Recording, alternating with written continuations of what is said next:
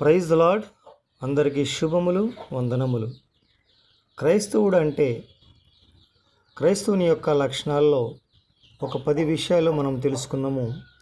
మొదటిది క్రైస్తవుడు ప్రేమించేవాడిగా, రెండవది క్షమించేవాడిగా, మూడవది ఆదరించేవాడిగా, నాలుగవది స్వలాభము ఆశించనివాడుగా, ఐదవది కీడుకు ప్రతికీడు చేయనివాడుగా, ఆరవది మాట ఇచ్చి తప్పించుకునేవాడుగా ఉండకుండా ఉండేవాడుగా, 7 మేలు చేయవానిగా, 8 దీర్ఘశాంతము గలవాడుగా, 9 అప్పిచ్చువాడిగా, 10 అహంకారము లేనివాడిగా. ఈ యొక్క 10 లక్షణాలు కూడా మరి క్రైస్తవుడు అంటే ఉంటాయి.